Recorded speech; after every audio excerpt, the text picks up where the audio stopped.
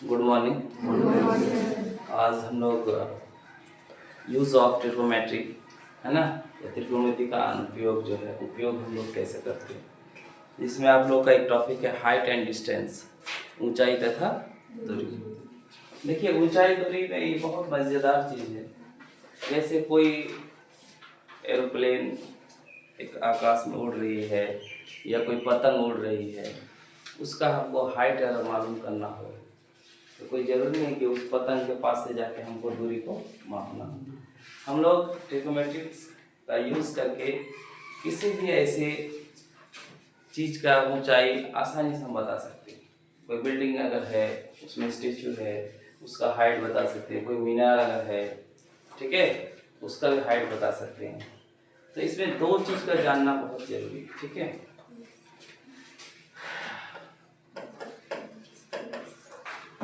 Height and distance, ऊंचाई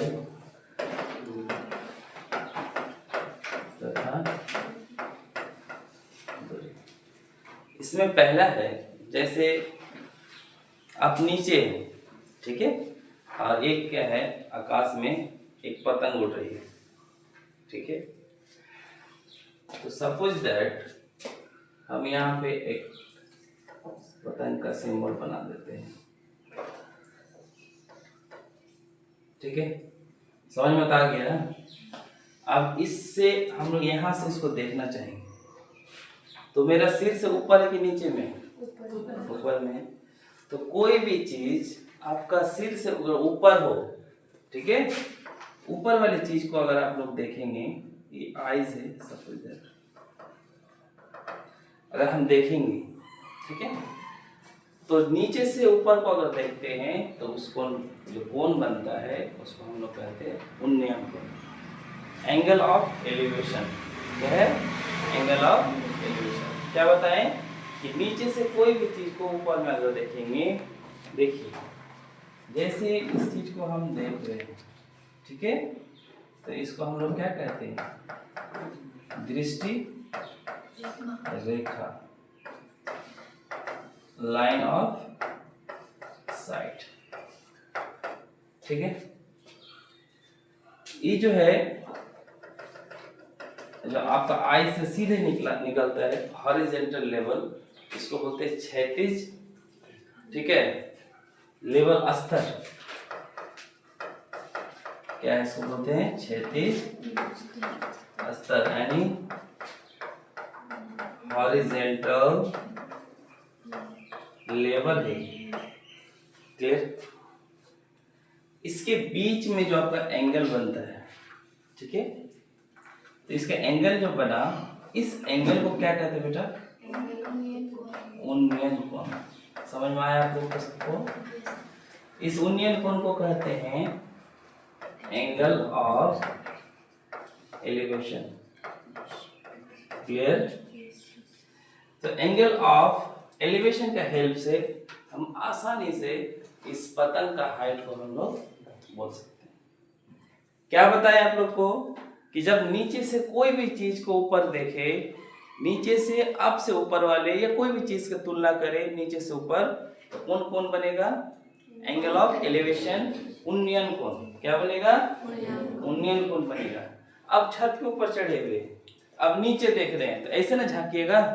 तो नीचे जब कोई चीज को झांकते हैं, या नीचे एरोप्लेन में बैठे हुए तो नीचे देख रहे हैं, तो आपका अगर हाइट से नीचे की तरफ देखते हैं तो angle of depression, angle of depression, अवनमन कोण, उसको क्या कहेंगे? अवनमन कोण। सपोज दैट आप छत के ऊपर है, ठीक है, एक बिल्डिंग है, हम ऐसे समझा देते हैं। चलिए एक बिल्डिंग है, सपोज दैट आप यहाँ पे खड़े हैं, ठीक है, यहां से आप देख रहे हैं, यहाँ क्या देख रहे हैं? एक गेंद है, एक बॉल है, ठीक है।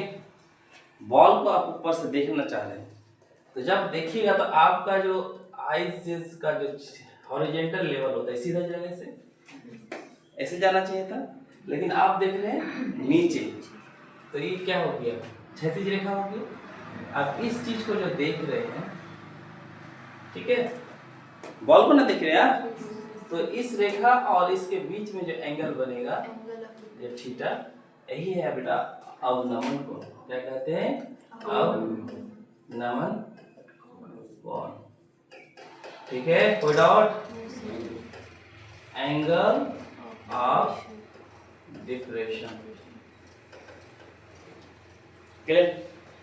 अब हमको बताओ, जब ये लाइन के सीधे अगर हम एक लाइन ऐसे खींचेंगे, ये वाला जाएगा, ये भी क्या होगा?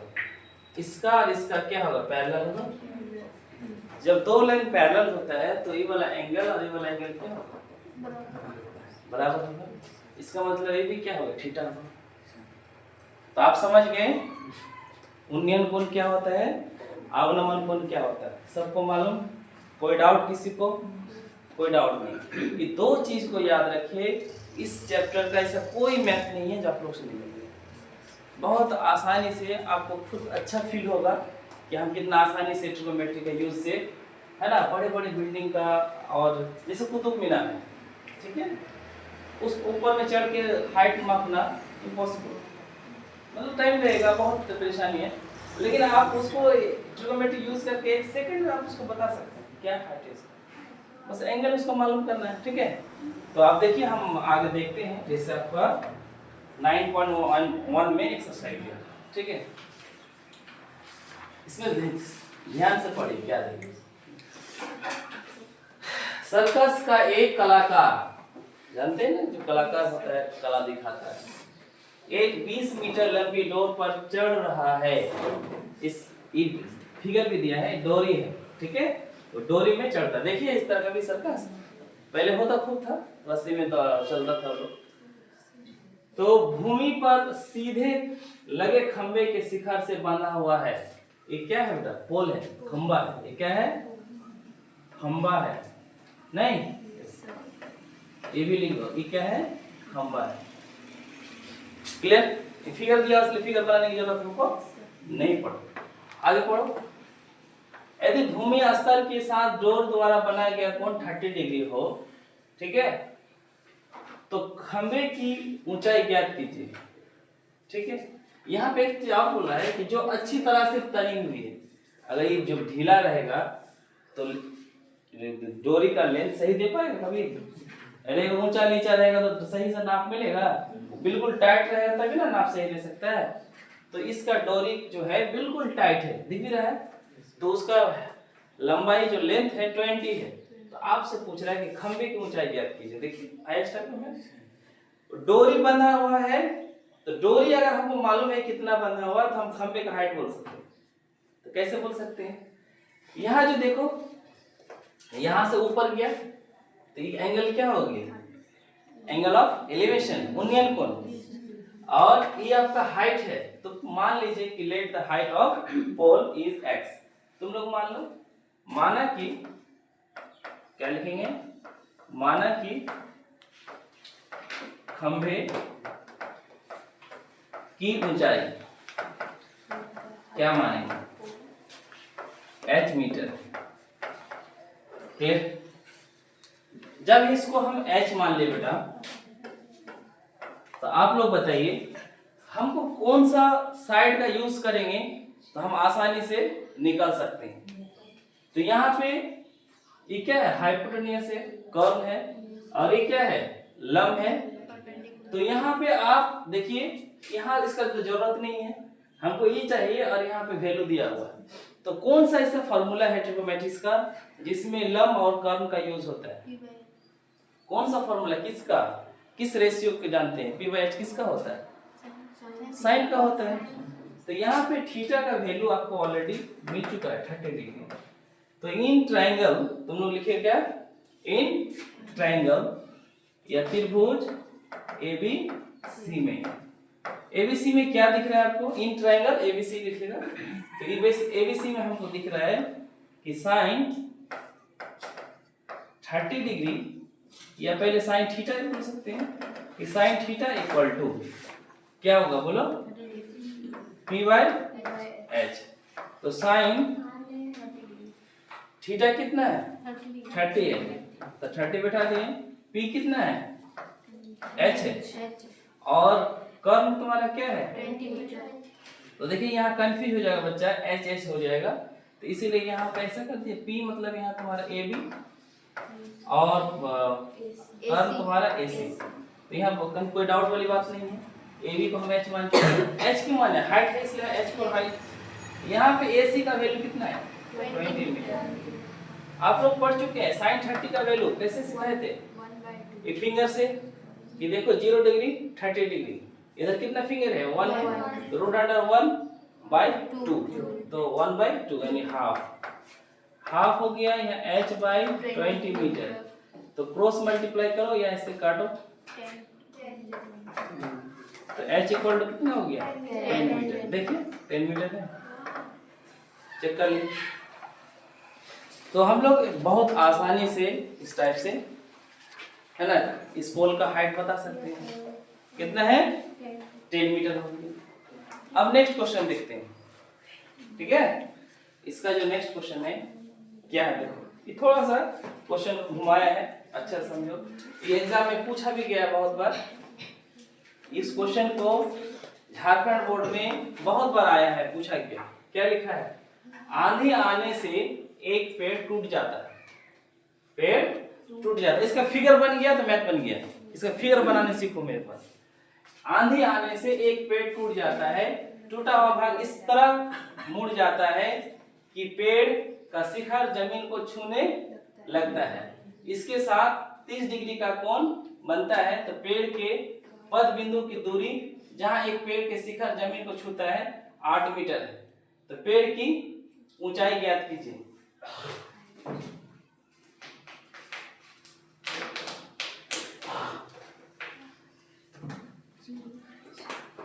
तो हम लोग क्या करेंगे, यहाँ पे पहले हम लोग एक पेड़ बनाते हैं, ठीक है।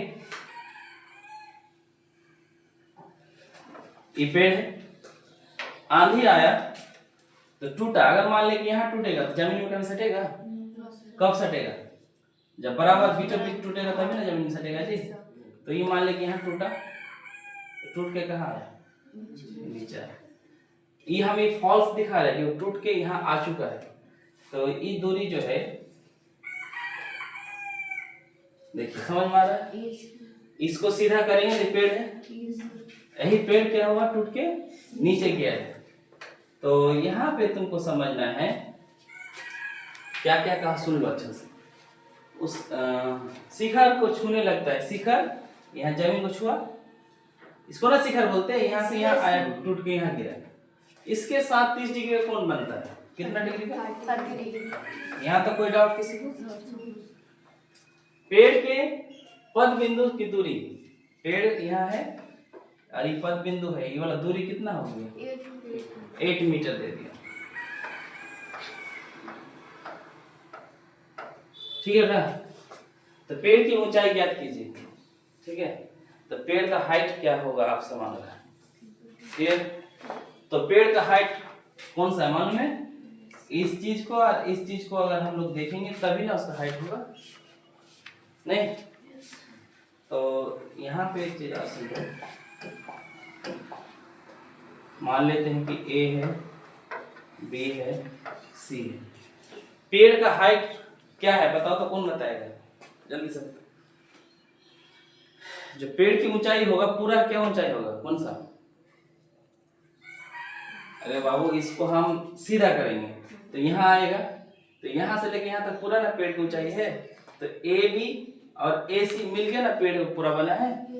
तो पेड़ का जो ऊंचाई होगा क्या होगा, ए बी प्लस ए सी। तो अब बताओ हमको ये हाइट निकालना होता तो हम तुरंत निकाल लेते, ये हाइट निकालना तब भी निकल जाता, लेकिन हमको ये भी निकालना है, ये भी निकालना है। तो इसमें क्या है, दो बात हो गया, दो बार निकालना होगा। तो एक बार हम यूज करेंगे तो इसको निकालेंगे और एक बार यूज करेंगे तो इसको निकालेंगे। तो आप हमको बताइए, आप लोग ट्रिग्नोमेट्री में जो रेशियो है, ठीक है, हम लोग यहाँ लिखेंगे माना कि लेट पेड़ की जो ऊंचाई है, अच्छा समझिएगा, ठीक है, क्या है ए बी प्लस AC। समझ में नहीं आया? आधा इधर बेटा और ये जो टूटा था ये दोनों मिला के पेड़ बन गया। ठीक है, अब हमको यहाँ जो पेड़ की ऊंचाई चाहिए तो पहले ए बी चाहिए और उसके बाद AC चाहिए। तो आप ट्रिग्नोमेट्री का त्रिभुज ABC में हमको बताइए, ट्रिग्नोमेट्री आप लोग पढ़े हैं तो कौन सा ऐसा फॉर्मूला है जिसमें लंब और आधा दोनों होता है? फटाफट बोलिए। 10 में पढ़े ना? तो tan थीटा क्या होता है? जल्दी से बोलो। P by B। tan theta P by B। P by B यानी AB by BC। BC। यहाँ कोई दिक्कत है? लंब आया था, सबको मालूम है बेटा। अब यहाँ थीटा कितना है आपके पास? 30 डिग्री। यहाँ पे आपको बताइए AB का मान आपको मालूम नहीं है, BC का मान 8 मीटर है। अब इसका वैल्यू क्या हो जाता है? 1/√3। तो AB इक्वल टू 8 मीटर। आपको क्रॉस मल्टीप्लाई अगर कीजिएगा तो क्या हो जाएगा बताइए? इसको √3 AB equal to 8 meter. Clear? तो AB equal to 8 meter by √3। ठीक है, इक्वेशन 1 मान लो, क्योंकि AB का मान चाहिए और फिर AC का भी मान चाहिए। अब क्या करेंगे बताइए आप लोग? हम लोग दूसरा स्टेप फिर इसको लेंगे, इसको निकालने के लिए। अब क्या चाहिए? आधा चाहिए और कर्ण चाहिए ना, हाइपोटेन्यूस और बेस।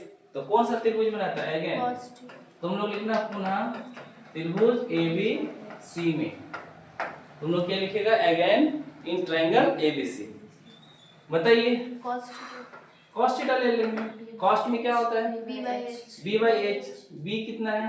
8 मीटर। BC और AC। AC। Cos theta, theta कितना बेटा? 30 डिग्री। ये AC कितना है? BC 8 मीटर और AC कितना है? आपको AC निकालना है।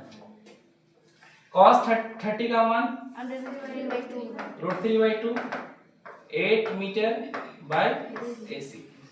क्रॉस मल्टीप्लाई कीजिएगा, √3 AC equal to 16 meter. AC equal to 16/√3। कोई डाउट? इसीलिए ठीक है, पेड़ की ऊंचाई हम यहाँ पे ब्रैकेट में h भी दे सकते हैं। ठीक है, तो इसीलिए h इक्वल टू क्या हो जाएगा? बोलो AB प्लस AC। तो AB का मान कितना है? 8/√3 मीटर और 16 मीटर बाय √3। इसका √3 होगा, क्या हो जाएगा? 8 मीटर प्लस क्या हो जाएगा बेटा? 24 समझ में आ रहा है? ऐसे तो 24 by √3 मीटर। अब इसका इस टाइप से मेथड हम क्या करते थे याद है?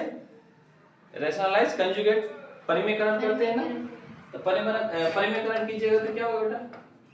24 √3 है, फिर क्या करेंगे? √3/√3। तो यहाँ देखिए थोड़ा ध्यान से, क्या हो जाएगा? 24 √3/3। तो क्या हो जाएगा? कट जाएगा 8√3 मीटर। ये आपका आंसर होगा। देखिए कितना आंसर है। क्वेश्चन नंबर 2 क्लियर है ना? तो बहुत टफ लग रहा है, बहुत आसानी से कर सकते हैं। क्वेश्चन में इसमें फिगर ही इंपॉर्टेंट है। क्या है? फिगर ही इंपॉर्टेंट है। फिगर को अच्छा से समझिए, अब इसको देखिए, बिल्कुल समझ में आने लगेगा। ठीक है, नेक्स्ट क्वेश्चन जाते हैं।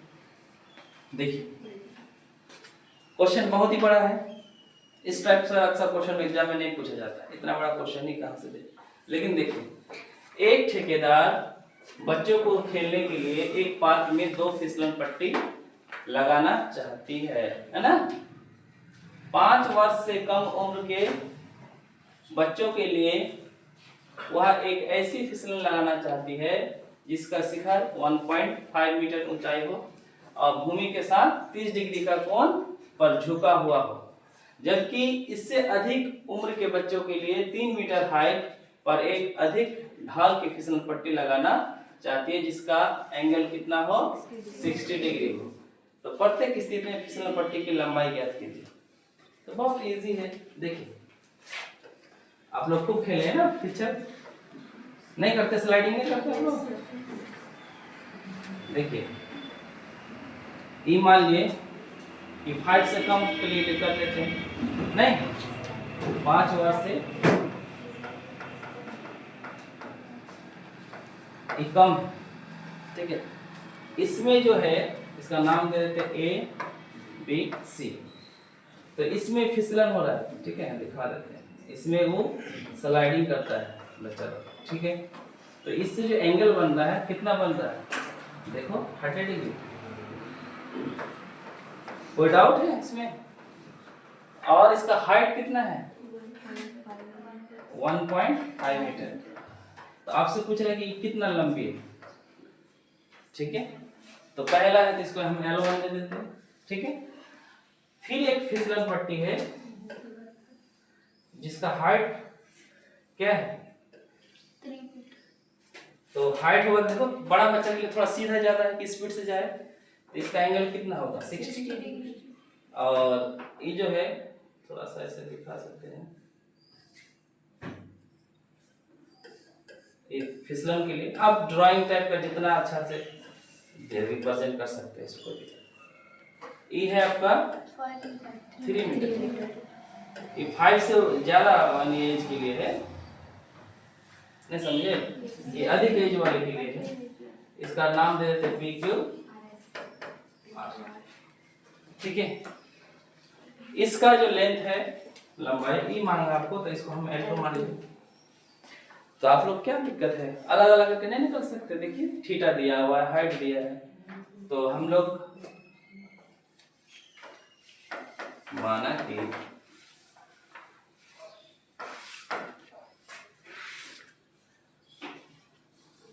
कि क्या लिखेंगे 5 वर्ष से कम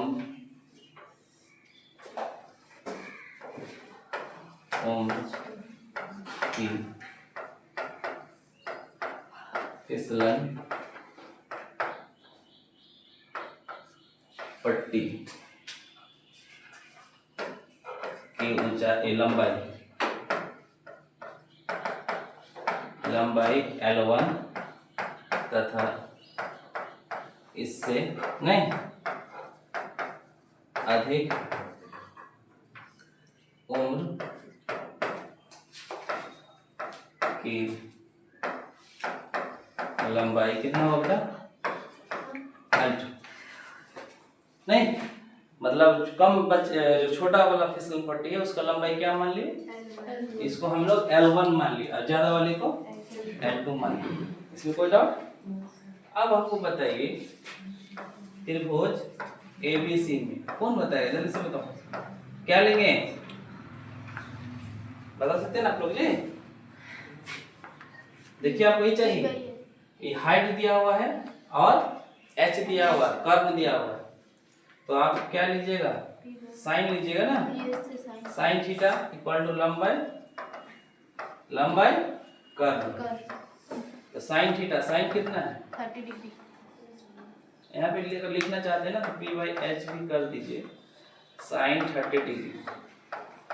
P का मान क्या है, जल्दी से बोलो 1.5। H का मान L1। 30 का मान क्या होता है, हाफ 1.5 मीटर बाय L1। तो बताओ क्या हो जाएगा, यहाँ से L1 इक्वल टू क्या हो जाएगा बेटा, क्रॉस मल्टीप्लाई हो जाएगा ना, इसको L1 करेंगे तो 1.5 को डबल करेंगे तो क्या हो जाएगा, आधा 0 या 3 मीटर है वो। दूसरा देखो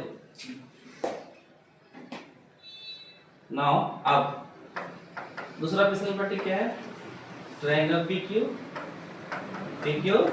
R में। आप लोग लिख लीजिएगा ना, इसमें ये तो सिंपल सी वर्ड है, नहीं लिख पाइएगा ट्रायंगल PQ R जो भी क्या हो जाएगा, बोलिए साइन डाइट कर देते हैं, छोटा बच्चे से बार बार और नहीं, साइन 60, ठीक है।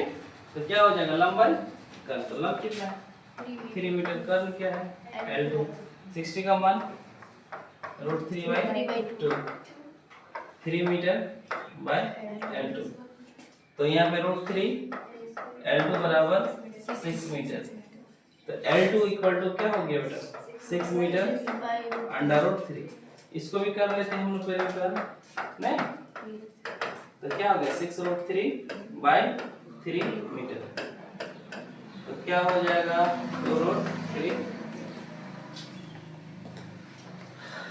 कोई डाउट? तो बहुत आसानी से हम लोग इस तरह करके निकल सकते हैं। क्या तुम लोगों ने समझ में आ रहा है? क्लियर हो रहा है? एक एक करके समझो पॉइंट को, इस टाइप से कंडीशन को पहले देखना है, तब फिगर को बनाना है, तब समझ में आएगा। ठीक है, कितना टाइम हुआ जी? चलिए इस क्वेश्चन को देखिए।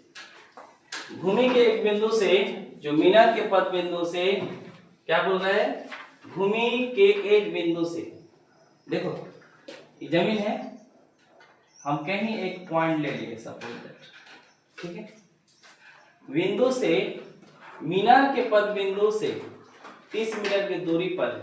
क्या बोला, जो मीनार के पद बिंदु से, एक मीनार है, टावर बना लेते हैं, मीनार है, तो वो जो बिंदु है कितना दूर पे है 30 मीटर, ये 30 मीटर दूर पे। क्वेश्चन पे आप लोगों को सब समझ में आएगा, अच्छा से रीड कीजिए, समझ में आ गया इतना सर? आगे क्या कह रहा है पढ़ो। मीनार के शिखर का उन्नयन कोण, शिखर कहाँ है यहाँ, ठीक है, तो कहाँ आपसे पद बिंदु से का उन्नयन कोण ऊपर तरफ कितना है 30 डिग्री।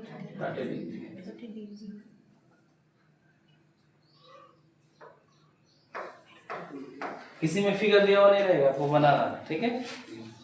अब क्या शिखर हो गया, तो मीनार की ऊंचाई ज्ञात कीजिए, तो मीनार ये है, ये क्या है मीनार है, इसका हाइट क्या मान लिए हम h मान लिए, ठीक है। तो आप बताए फिर वही टाइप का मैथ आया कि नहीं आया, घुमा फिरा के वही चीज है ना जी। क्या चाहिए आपको, h चाहिए, तो क्या लिखेगा, पहले मान लो, माना कि मीनार की ऊंचाई इक्वल टू क्या h मीटर, आप h मीटर मान लीजिए, लिख दीजिए, कोई दिक्कत? जब आप इसको h मीटर मान लिए, ठीक है, वो h है h मीटर, अब यहाँ पे हम लोग क्या लेंगे, साइन, ट्रायंगल लिख दो, त्रिभुज ABC में क्या है जेबीसी में, साइन थीटा इक्वल टू,